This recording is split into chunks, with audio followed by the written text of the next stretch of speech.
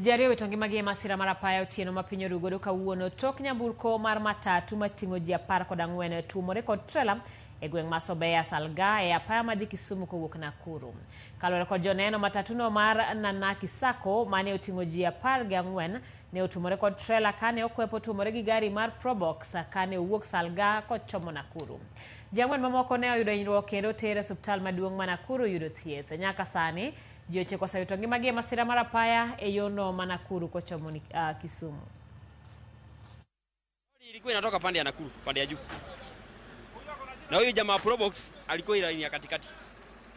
Sasa kuona ni kama ile lori ilikuwa ina overtake pande ile, so akakutana katikati kwa climbing.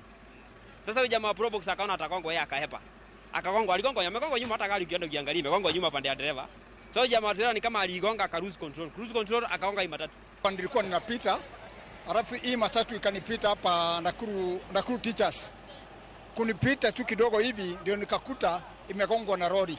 Kwa sababu hapa ni climbing lane, alikuwa amepita climbing lane, sasa naye lori ilikuwa inateremka. Sasa ndio wakaonania hapa ndio ikarushwa. Watu wawili ndio wamekufa na watu kama haiko imejaa kabisa kwa sababu kuna watu 7 ambao wamepelekwa hospitali. Na tumehusunika katika hii wiki mzima ambayo tumepatwa na ajali.